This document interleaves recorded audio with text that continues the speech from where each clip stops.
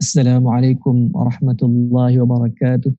Bertemu kita tuan-tuan dan puan-puan yang dirahmati Allah dalam program Hadis Time yang dianjurkan oleh Pusat Islam setiap minggu. Alhamdulillah, Allah masih lagi memberikan kepada kita kehidupan, kenikmatan di dalam dunia yang tidak ada nilainya. Tuan-tuan dan puan-puan dirahmati Allah, pada pagi yang berbahagia ini saya ingin memberikan pengenalan berkenaan dengan satu hadis Nabi sallallahu alaihi wasallam untuk kita memperingati bersama, untuk mengingati diri saya, tuan-tuan dan puan-puan yang dirahmati Allah. Antara kata Nabi sallallahu alaihi wasallam, taraktu fikum amrayni lan tadillu ma in tamassaktum bihima kitabullah wa sunnatur rasul. Kata Nabi sallallahu alaihi wasallam yang bermaksud, aku telah tinggalkan kepada kamu dua perkara. Kamu tidak akan sesat selama-lamanya sekiranya kamu berpegang kepada keduanya, iaitu kitab Allah dan sunnatur rasul. Tuan-tuan dan puan-puan yang rahmati Allah, di dalam kehidupan kita mencari rezeki, mencari kehidupan, luangkanlah masa kita untuk berinteraksi sama ada dengan Al-Quran ataupun As-Sunnah. Oleh itu, dengan bertujuan program ini untuk berkongsi dengan tuan-tuan dan puan-puan dengan kata-kata Nabi SAW berkenaan dengan hari akhirat. Dan buku yang dibawa, yang dirujuk ialah buku Mastika Hadis yang menceritakan himpunan-himpunan hadis berkenaan dengan beriman kepada Allah, beriman kepada hari akhirat, rukun iman dan rukun Islam. Dalam kehidupan kita hendaklah sentiasa membaca Al-Quran, membaca hadis-hadis, perkongsian tentang kata-kata Nabi, kerana itu adalah panduan di dalam kehidupan kita untuk menuju ke destinasi yang terakhir, iaitu kematian. Tuan-tuan dan puan-puan yang dirahmati Allah, saya ingin menyambung siri yang lalu, iaitu berkenaan dengan bagaimana malaikat Munkar dan Nakir bertanya kepada seseorang yang telah meninggal dunia. Dan saya ingin teruskan hadis yang lalu, iaitu perbincangan berkenaan apabila seseorang mayit ataupun seseorang insan itu masuk ke dalam kuburnya, dia adalah seorang yang beriman dan sudah tentunya diluaskan kuburnya, dicerahkan kuburnya, dilapangkan kuburnya, dan terdapat pintu ke syurga, mendapatnya nikmat bauan syurga. Maka berkata si mayit tersebut, apa kata yang si mati tersebut, bolehkah aku balik kepada keluargaku supaya aku dapat menceritakan kebaikan halku? Apabila dia telah mendapat nikmat yang dia lihat hasil daripada kepatuhan dan beriman dan percayanya kepada Allah, maka ia ingin balik untuk menceritakan keadaannya yang dia alami di alam kubur tersebut. Lalu dua malaikat itu berkata kepadanya, lalu malaikat Munkar dan Nakir menjawab kepadanya, tidurlah seperti tidurnya pengantin yang tidak dibangkitkan dari tidurnya. Malaikat menyuruh mayit tersebut tidur, berehat sebagaimana pengantin yang tidur, yang tidak akan bangun sehingga sampainya tidurnya itu sampainya puas, dan tidurnya melainkan sekasih-kasih ahlinya. Demikianlah halnya sehingga ia dibangkitkan Allah dari tempat baringan itu. Dia akan tidur sehingga Allah mengejutkannya dari tempat baringan tersebut. Itu adalah tempat yang berehat bagi orang yang beriman, ialah di alam kubur. So oleh itu, di dalam dunia ini marilah kita mencari bersama-sama kebajikan dan keridaan Allah Subhanahu wa taala. Dan tuan-tuan dan puan-puan yang dirahmati Allah, dalam kita mencarikan kehidupan rezeki, apa sahaja yang kita lalui, kita mencari yang pertamanya, yang penting ialah niat. Sebagaimana yang hadis, innamal a'malu binniyat wa innama likulli imri'in ma nawa faman kanat hijratuhu lidunya aw yusibuha aw imra'atun yankihuha hijratuhu ila ma hajara ilaih. Sekiranya niat kita untuk hijrah kerana Allah dan Rasulnya, maka kita mendapat pahala sebagaimana yang kita niatkan untuk Allah dan Rasulnya. Sekiranya kita berniat untuk habuan dunia dan untuk kerana wanita, maka pahala dan ganjarannya itu sahajalah yang kita dapat. Justru tuan-tuan dan puan-puan yang dirahmati Allah, seterusnya hadis ini menceritakan kepada kita tentang dialog di antara para malaikah dan mayat tersebut. Bolehkah ia balik untuk menceritakan keadaannya di alam kubur? Maka malaikat berkata, tidurlah wahai si fulan, sehingga Allah akan bangkitkannya di suatu hari kelak. Dan seterusnya, dan jika si mati itu seorang munafik, itu tadi bercerita tentang seorang yang beriman yang diberikan kenikmatan kelapangannya di alam kubur.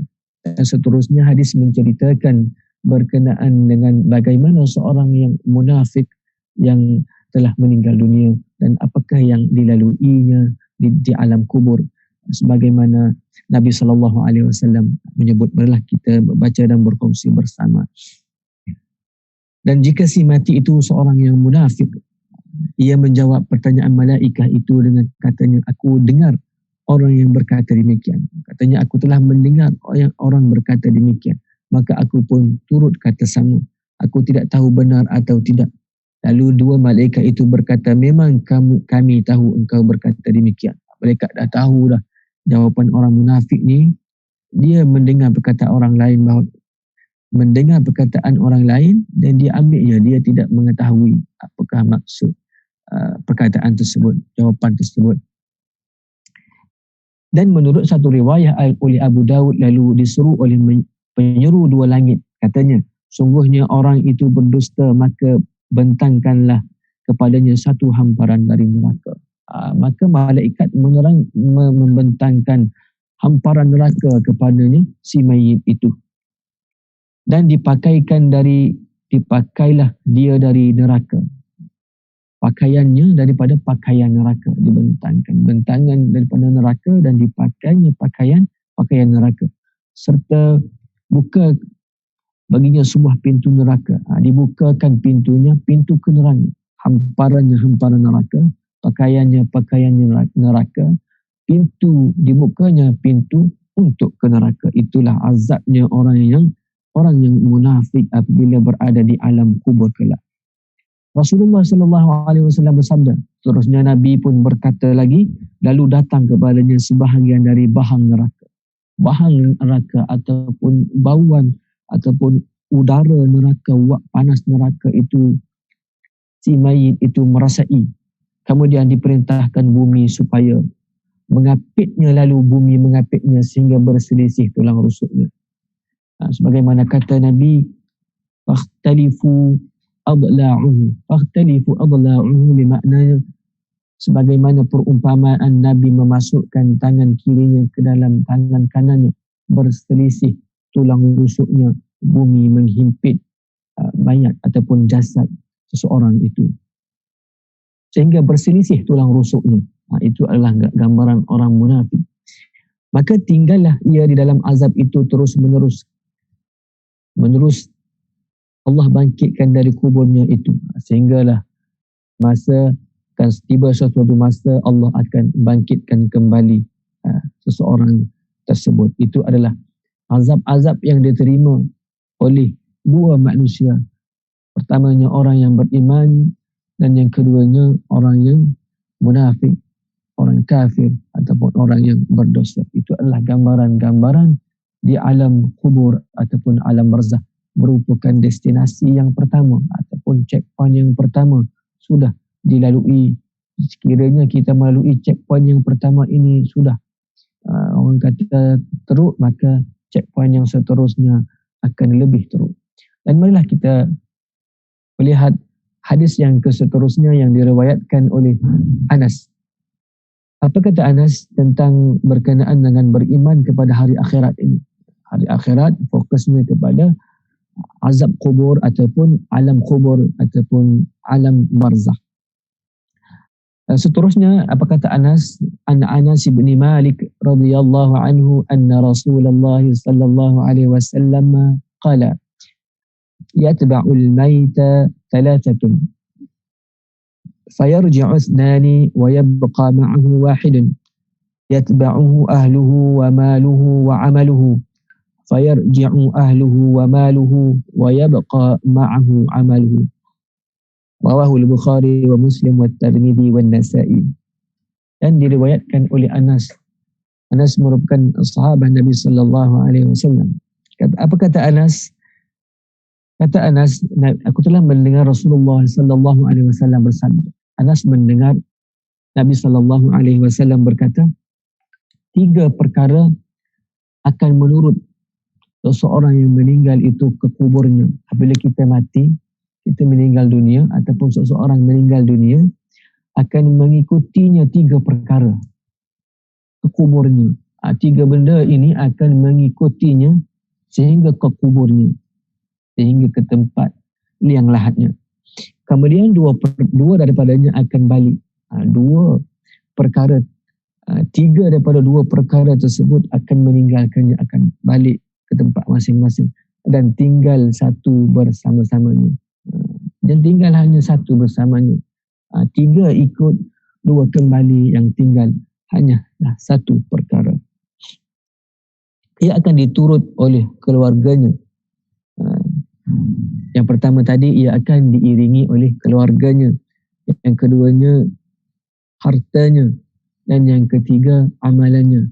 Perkara inilah yang akan mengikutinya ke kubur. Keluarganya, hartanya dan amalannya. Dan hartanya akan balik dan tinggalnya amalannya bersama-sama dengan. Yang tinggal hanyalah amalan yang baik bersama-samanya.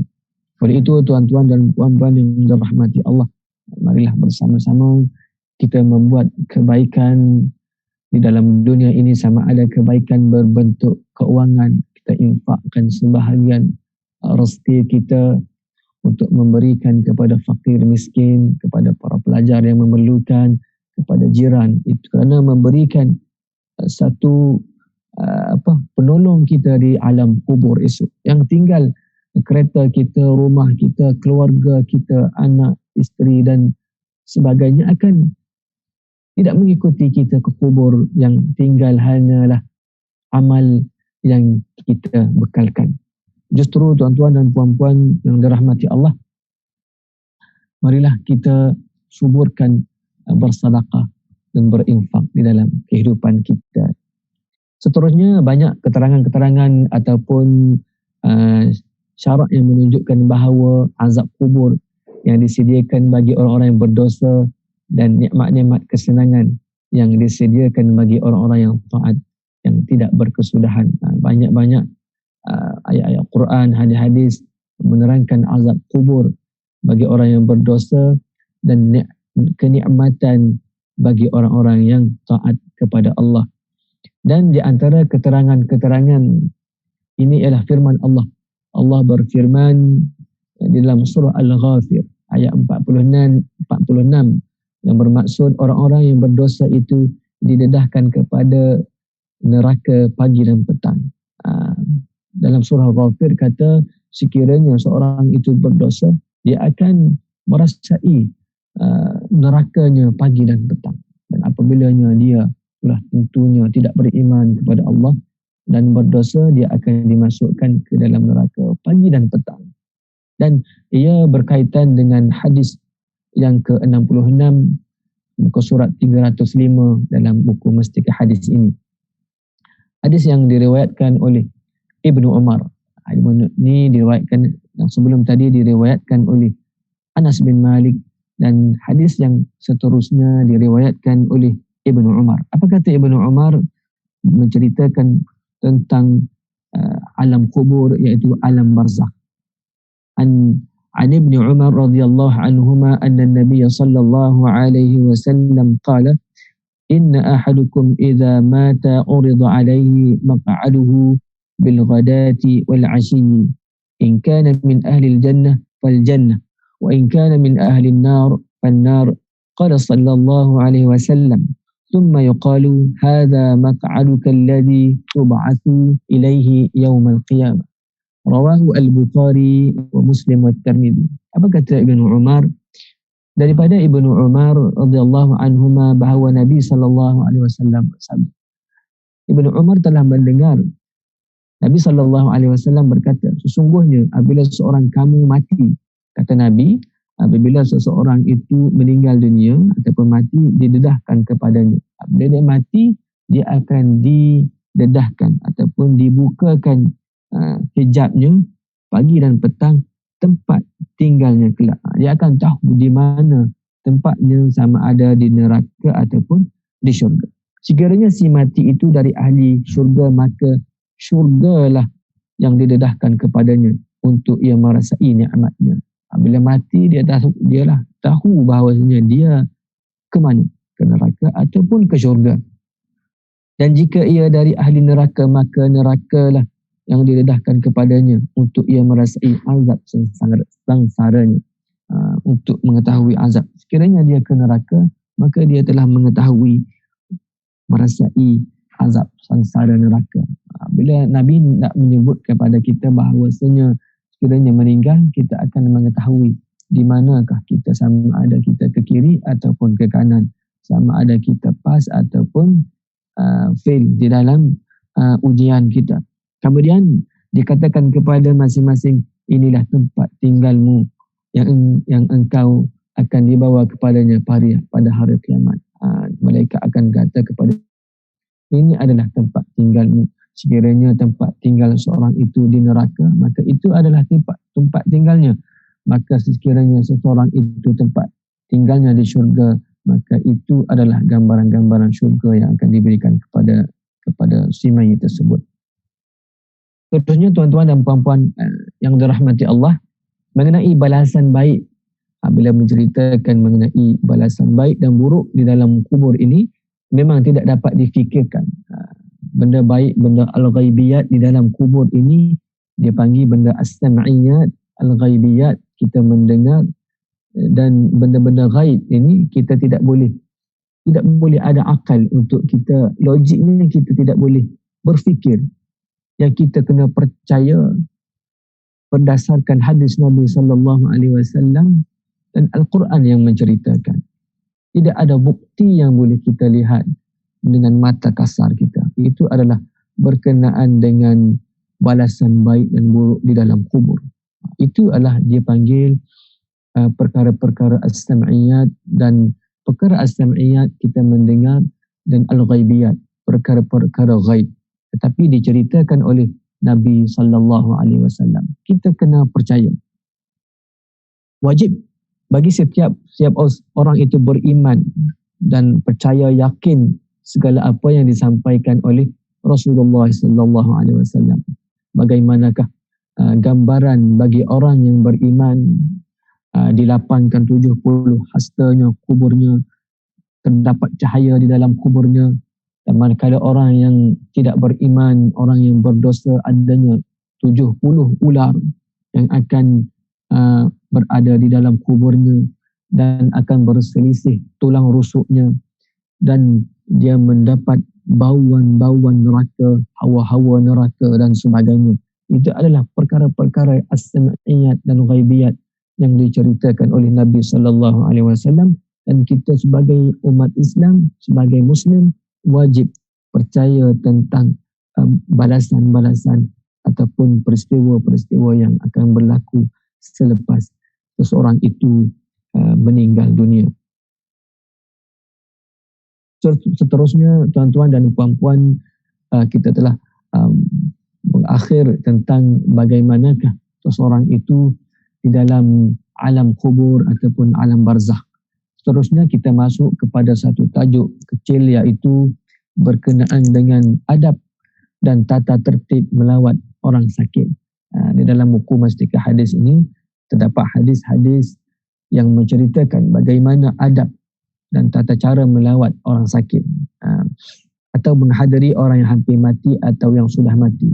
Ada 3 kategori ini: melawat orang yang sakit, menghadiri orang yang hampir mati ataupun sakaratul maut. Yang ketiganya, orang yang sudah meninggal dunia. Bagaimanakah kita nak hendak melawat, hendak menziarahi 3 kategori orang berkenaan, sebagaimana yang digariskan oleh Nabi sallallahu alaihi wasallam. Islam ini adalah satu agama yang semua lengkap. Al-yawma akmaltu lakum dinakum. Kata Allah, aku telah sempurnakan agama kamu, wahai Muhammad. Islam ini sudah sempurna. Daripada belum lahir lagi sampailah ke alam kubur, belum lahir berkahwin, selepas perkahwinan, di pertengahan perkahwinan, di akhir kematian, sampailah ke alam kubur, menziarahi orang sakit. Semuanya terdapat bimbingan dan didikan daripada Al-Quran dan As-Sunnah. Dan apa kata Nabi SAW untuk kita menziarahi 3 kategori orang tersebut, iaitu orang sakit, orang yang hampir mati, dan yang ketiga orang yang sudah meninggal dunia ataupun orang mati.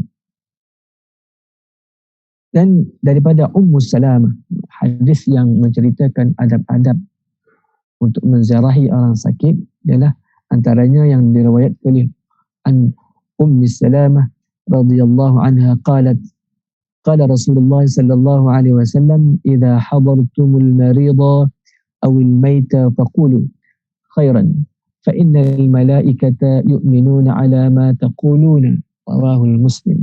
Apa kata Ummu Salamah? Ummu Salamah ialah seorang perempuan.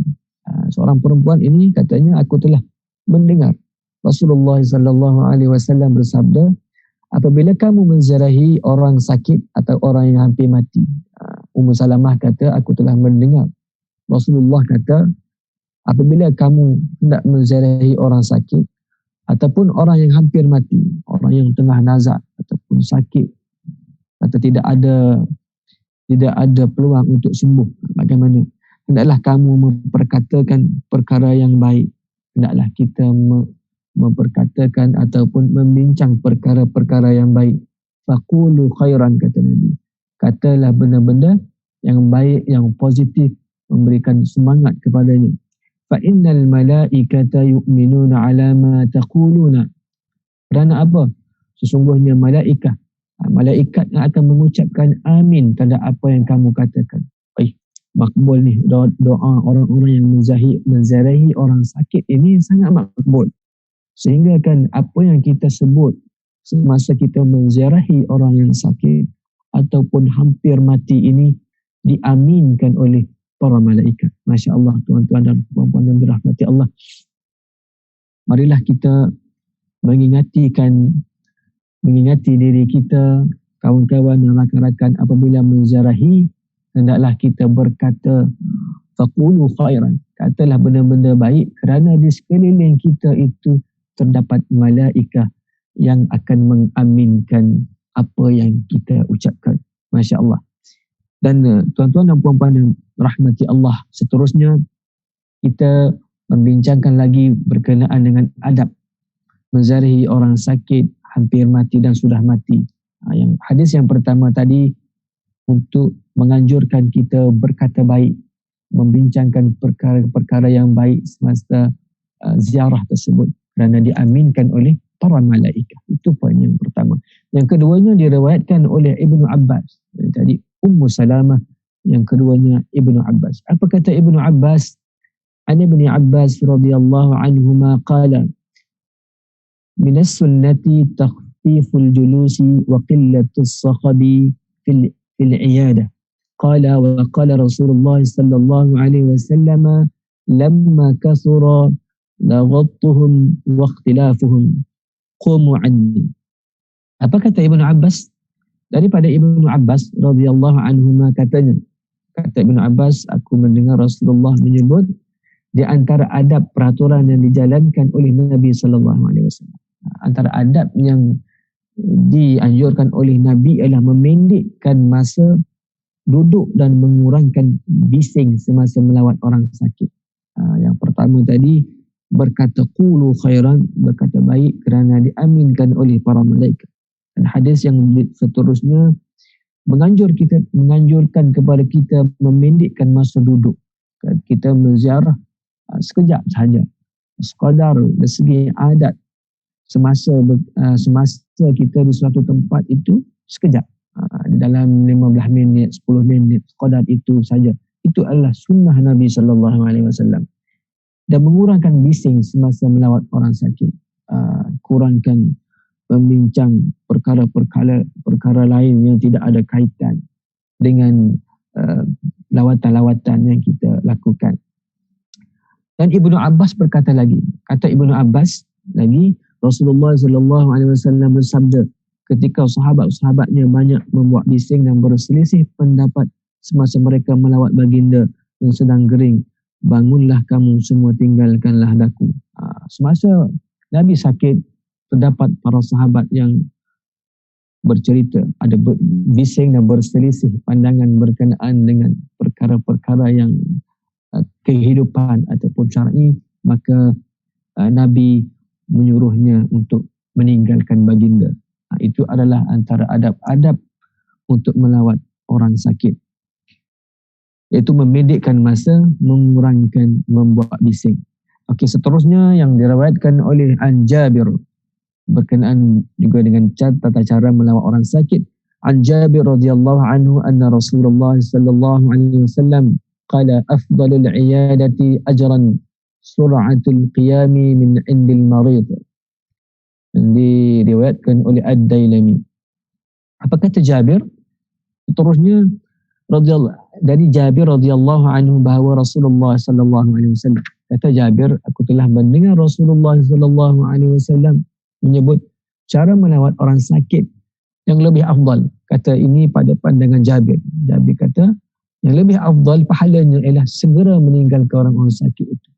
Maksudnya Jabir kata pergi sekejap terus balik. Itu adalah yang Jabir dengar daripada Rasulullah. Banyak para sahabat meriwayatkan tata cara untuk melawat orang sakit ataupun hampir mati ini, antaranya Ummu Salamah, Ibnu Abbas dan Jabir radhiyallahu anhu. Dan hadis yang seterusnya diriwayatkan daripada Abi Sa'id Al-Khudri. Sahabat-sahabat banyak menceritakan tentang apa yang diceritakan oleh Nabi sallallahu alaihi wasallam kepada orang lain. Ini adalah satu untuk menyebarkan ilmu kepada mereka yang tidak ada pada masa tersebut. Dan dari Abu Sa'id Al-Khudri radhiyallahu anhu qala sami'tu Rasulullah sallallahu alaihi wasallam yaqul laqinu mautakum la ilaha illallah fa innahu ma min 'abdin yukhtamu lahu biha 'inda mautihi illa kanat zadahu ila al-jannah. Apa kata Abi Sa'id Al-Khudri radhiyallahu anhu? Katanya, aku mendengar, ini hadis berkenaan dengan orang yang hampir meninggal dunia. Tiga hadis yang terdahulu menceritakan bagaimana menziarahi orang yang sedang sakit. Dan yang hadis yang diriwayatkan oleh Abi Sa'id ini berkenaan dengan orang yang hampir meninggal dunia di dalam keadaan yang nazar. Antaranya, katanya Jabir, aku mendengar Rasulullah sallallahu alaihi wasallam. Kata Jabir, aku mendengar Rasulullah sallallahu alaihi wasallam berkata, sebutkanlah kepada orang-orang kamu yang hendak mati atau meninggal dunia, la ilaha illallah, kerana sesungguhnya tidak ada seorang hamba Allah yang diberikannya kemudahan mengakhiri keadaannya dengan kalimah itu semasa ia hampir mati, melainkan kalimah itu menjadi bekalnya ke syurga. Sekiranya orang itu hampir meninggal dunia dalam keadaan yang nazak, laqinu mautakum. Maksud laqinu mautakum maksudnya ajarkanlah ataupun talqinkanlah, ajarkanlah seseorang itu menyebut la ilaha illallah, kerana akhir kesudahan la ilaha illallah itu adalah membawanya ke syurga. laqinu mautakum la ilaha illallah, sebagaimana yang diriwayatkan oleh Nabi SAW. Hadis diriwayatkan oleh Sa'id Al-Khudri, laqinu mautakum la ilaha illallah, kerana akhir la ilaha illallah itulah zadahu ilal jannah, membawanya seseorang itu ke syurga. Tuan-tuan dan puan-puan yang dirahmati Allah, itu adalah antara hadis-hadis berkenaan dengan menziarahi orang sakit dan mengajarkan orang yang la ilaha illallah kepada orang yang hampir meninggal dunia. Seterusnya yang hadis yang diriwayatkan oleh Ummu Salamah, Ummu Salamah radhiyallahu anha qalat dakhala Rasulullah sallallahu alaihi wasallam ala Abi Salamah wa qad shaqqa basaruhu fa aghmadahu an-nabiy sallallahu alaihi wasallam thumma qala inna ruha idza qubida tabi'ahu al-basar وضج ناس من أهله فقال لا تدعوا على أنفسكم إلا بخير فإن الملائكة يؤمنون على ما تقولون ثم قال اللهم اغفر لأبي سلامة وارفع درجته في المهديين واخلفه في عقبه في الغابرين واغفر لنا وله يا رب العالمين وافصح له في قبره وَنَوِّرْ لَهُ فِيهِ. Masya Allah. Marilah kita mengakhiri program kita dengan hadis Ummu Salamah. Kita ada dalam 2 minit lagi tuan-tuan, kita habiskan hadis ini kerana kontennya sangat menarik. Daripada Ummu Salamah radhiyallahu anha katanya, Rasulullah sallallahu alaihi wasallam telah masuk menziarahi Abu Salamah. Rasulullah menziarahi sahabat bernama Abu Salamah, sedang matanya Abu Salamah terbuka. Mata Abu Salamah ni terbuka. Lalu Nabi SAW menutupnya. Kemudian baginda bersabda, sungguhnya ruh apabila ia diambil oleh malaikat akan diturut oleh pandangan matanya si mati. Ruh itu, mayit itu akan melihat ruhnya keluar. Itu adalah sebab matanya terbuka, maka si mati itu dapat melihat ke mana ruh itu dibawa oleh para malaikat. Dan Nabi pun menutup mata Abu Salamah. Mendengar yang demikian, sebahagian daripada keluarganya riuh rendah menangis dan menyebut kembali yang menduka citakan. Jadi keluarga Abu Salamah ini merasa duka cita dengan kejadian tersebut. Lalu baginda SAW bersabda, janganlah, maka kata Nabi, janganlah kamu menyebut-nyebut perkara-perkara yang buruk yang merosakkan kamu. Tapi sebutlah perkara-perkara yang baik, kerana malaikat memohon supaya Tuhan kabulkan apa yang kamu katakan, baik atau buruk. Dan dalam keadaan itu, apa yang kita boleh fahami ialah apabila kita menziarahi seseorang itu yang sedang sakit, maka berkatalah dengan perkataan-perkataan yang baik dan positif.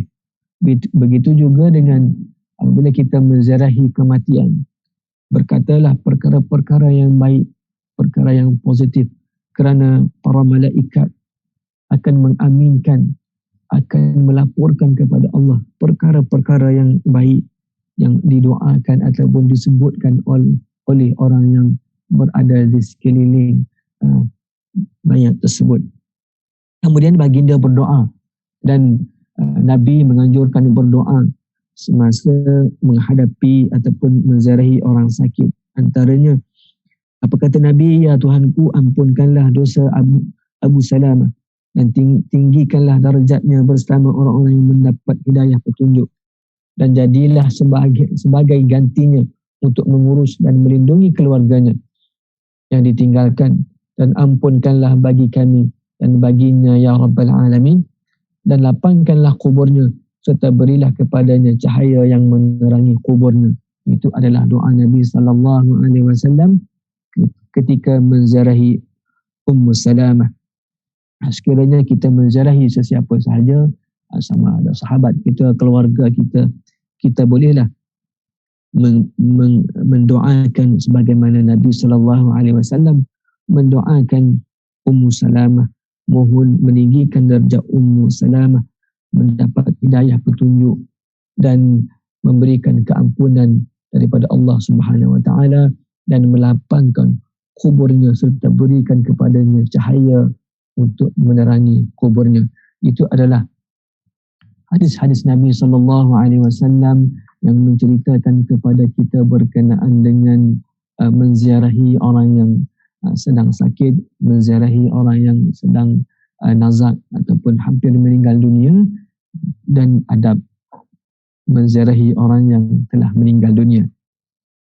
Tuan dan puan-puan yang dirahmati Allah, apa yang kita boleh simpulkan di sini bahawasanya antara adab yang boleh kita amalkan di dalam menziarahi antaranya kita bercakap perkara-perkara yang baik, perkara-perkara yang positif. Kerana di sekeliling kita itu terdapat para malaikah yang akan mengaminkan apa yang kita ucapkan. Yang seterusnya kita memendekkan ziarah kita. Memendekkan ziarah kita sebagaimana yang dianjurkan oleh Nabi SAW. Seterusnya kita mendoakan kebaikan kepada orang yang telah meninggalkan kita ataupun meninggal dunia dengan doa-doa yang dianjurkan oleh Nabi SAW, sebagaimana doa yang Nabi doakan bagi Abu Salamah. Itu adalah intipati hadis mastika hadis, iaitu berkenaan dengan beriman kepada hari akhirat dan adab-adab menziarahi orang sakit, orang yang sedang nazak dan orang yang telah meninggal dunia. Tuan-tuan dan puan-puan yang dirahmati Allah, marilah kita berkongsi hadis Nabi SAW dengan ahli keluarga kita, dengan rakan-rakan kita, dengan sahabat kita, dengan jiran kita, kerana ia adalah memberikan kebaikan dan membantu kita di alam kubur esok. Apabila kita meninggal dunia, yang adanya hanyalah amal yang mengikuti kita, yang keduanya akan kembali ke tempat masing-masing, iaitu keluarga dan harta kita. Luangkanlah masa untuk membaca Al-Quran, untuk mentelaah hadis Nabi SAW. Itu adalah panduan kehidupan kita. Sekiranya kita gagal di dalam kehidupan kita untuk menuju ke alam kubur, maka apa yang kita laksanakan di dalam dunia ini tidak ada nilainya, kerana akidah dan kepercayaan kepada Allah Subhanahu Wa Taala dan kepada para rasulnya adalah menjadi asas kepada kehidupan kita menuju hari akhirat. Sekadar itu sajalah pertemuan kita pada hari ini, dan saya sudahi dengan aqulu qawli hadza wa astaghfirullah li wa lakum. Wassalamualaikum warahmatullahi wabarakatuh, dan kita berjumpa di lain siaran. Assalamualaikum. Cegah COVID-19, elakkan 3C, amalkan 3W norma baharu di tempat kerja.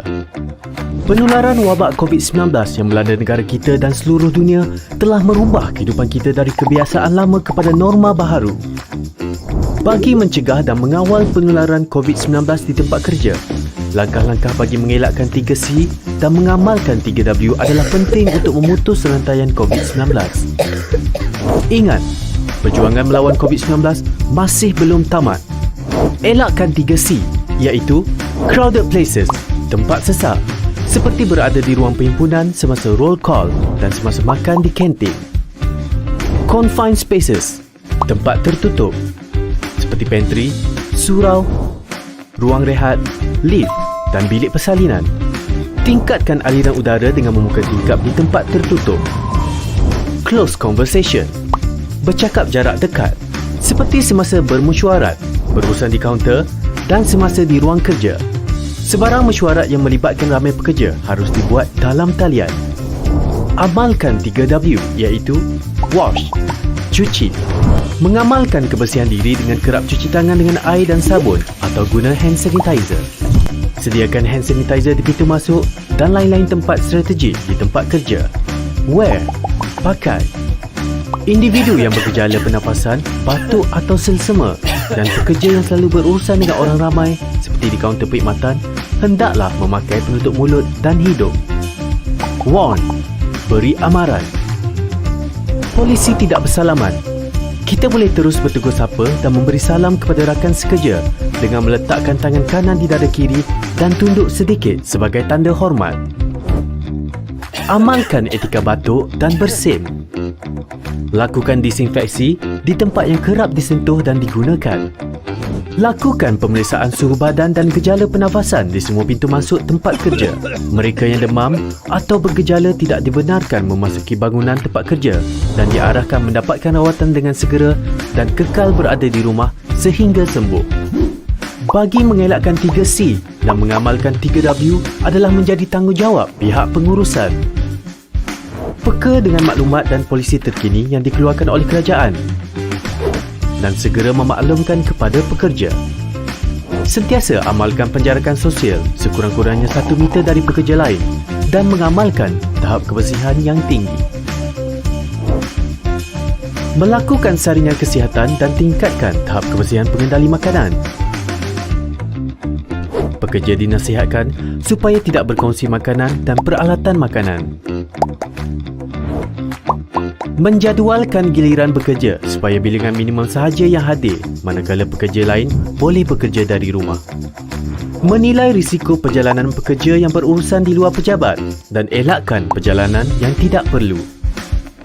Membantu pekerja yang mengalami panik atau resah akibat COVID-19 untuk mendapatkan perkhidmatan sokongan psikososial.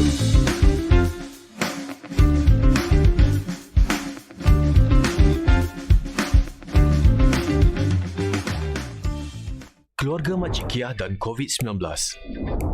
Ini Ayub, Rosnah, Makcik Kia, Gaya dan Siti. Situasinya begini. Ayub merupakan menantu Makcik Kia yang baru pulang dari luar negara atas urusan kerja. Semasa tiba di lapangan terbang, Ayub telah diarahkan oleh pegawai kesihatan untuk terus kuarantin diri di rumah selama 14 hari sebagai langkah pencegahan COVID-19. Ayub mengabaikan arahan tersebut. Setibanya di rumah, Ayub memeluk anak dan isterinya, Rosnah. Selepas 2 hari, Ayub mula mengalami batuk. Ayub, kes indeks. Rosnah, jangkitan generasi pertama. Rosnah kemudian menjumpa ibunya, Makcik Kia, untuk memberikan barangan yang dibeli oleh Ayub dari luar negara. Mereka berinteraksi dengan rapat, bersalaman dan bersentuhan. Makcik Kia, jangkitan generasi kedua. 3 hari selepas itu, Gaya, iaitu jiran Makcik Kia, datang melawat Makcik Kia yang sedang demam. Mereka berinteraksi dengan rapat dan bersentuhan sambil menggosok-gosok mata dan hidung. Gaya, jangkitan generasi ketiga. Gaya kemudian pergi ke pasar untuk membeli barang keperluan. Semasa di pasar, Gaya telah berjumpa dengan kawan baiknya, Siti. Mereka berinteraksi dengan rapat dan bersalaman. Siti merupakan seorang pengidap diabetes. Siti, jangkitan generasi keempat. Maka dalam situasi ini, keluarga Makcik Kia tanpa sedar telah menjangkitkan COVID-19 kepada 4 generasi jangkitan, iaitu Ayub, Rosnah, Makcik Kia, Gaya dan juga Siti. COVID-19 mudah berjangkit dari individu ke individu lain. Golongan warga emas dan individu yang mempunyai penyakit kronik adalah lebih berisiko untuk mendapat jangkitan COVID-19 yang lebih serius, iaitu mengalami gejala dan komplikasi penyakit yang lebih teruk. Bagaimana kita boleh putuskan rantaian jangkitan ini? Ini langkahnya. Kuarantin diri di rumah selama 14 hari selepas pulang dari luar negara. Jarakkan diri 1 meter dari orang lain. Amalkan etika batuk dan bersin yang betul. Kerap cuci tangan menggunakan air dan sabun atau hand sanitizer. Disinfeksi permukaan yang kerap disentuh dan akhir sekali, pakai penutup mulut dan hidung jika bergejala. Bersama-sama, kita boleh putuskan rantaian jangkitan COVID-19.